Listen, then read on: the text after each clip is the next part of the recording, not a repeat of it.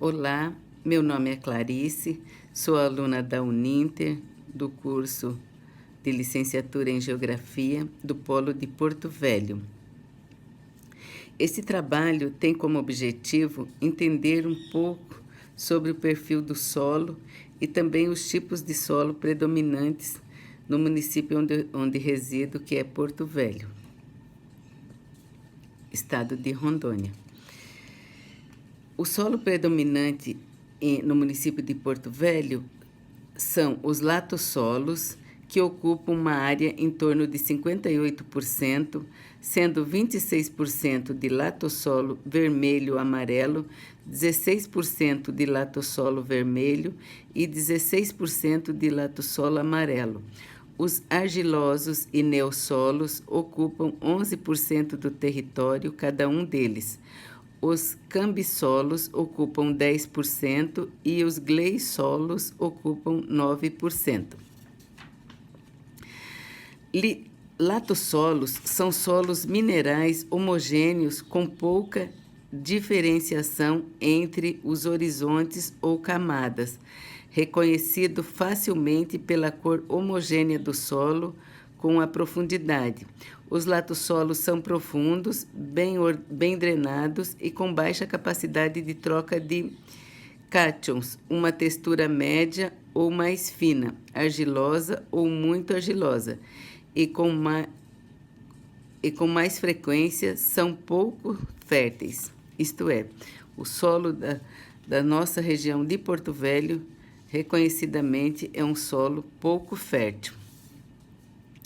Nós sabemos que o solo, mais que simplesmente a camada superficial da Terra, é conceituado como o substrato terrestre que contém matérias orgânicas e é capaz de sustentar plantas e vegetais sobre si em um ambiente aberto. A área do conhecimento que estuda especificamente os solos é chamada de podologia.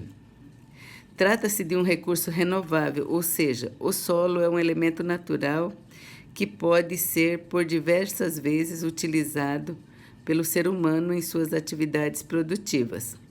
Para melhor compreender a sua estrutura, elaboraram-se os conhecimentos a respeito dos horizontes do solo, assim nomeados. Vou mostrar a maquete, que eu fiz, onde representa os horizontes do solo. Aqui está. Na primeira camada é chamada rocha-mãe. A rocha-mãe é a que evoca aquilo que define a matriz mineral de um solo. Por exemplo, se a rocha-mãe de um determinado solo for quartzo, o solo será rico em quartzo. Ela é o tipo de rocha sobre o qual o solo é sustentado. Essa é chamada rocha-mãe. Em seguida, temos o horizonte C. O que seria o horizonte C? É a zona de transição entre o solo e a sua rocha formadora, no caso, a rocha-mãe, sendo chamado também de saprolito. É formado por alguns sedimentos maiores ou menos decompostos, representando o processo de decomposição da rocha. Em seguida, temos o horizonte B. É o horizonte de composição essencialmente mineral. Ele é formado pela acumulação de argila e também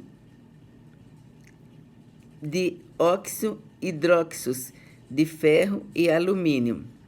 Em seguida, temos o horizonte A, que é o horizonte mineralógico, que, como o nome indica, é composto por minerais oriundos da rocha-mãe, a rocha que se decompõe e deu origem ao solo. E também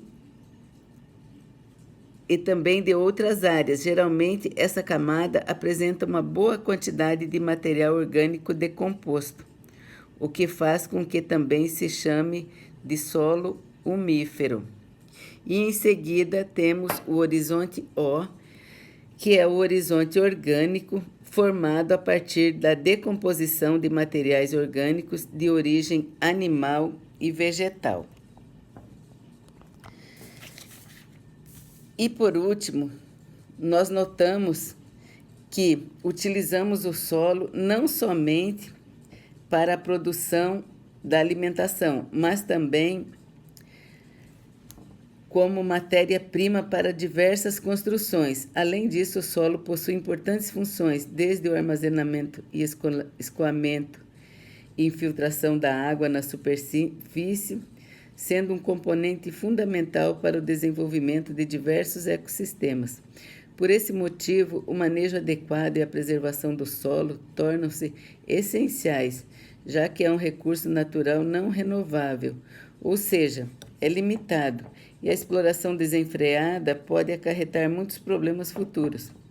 Foi criada em novembro de 1989 uma lei que consagra o dia 15 de abril como o Dia Nacional de Conservação do Solo. Essa data foi criada como um alerta, né, para a importância desse recurso tão importante para o desenvolvimento da vida na Terra, né? Assim como a água, o ar, a fauna e a flora. Muito, muito obrigada.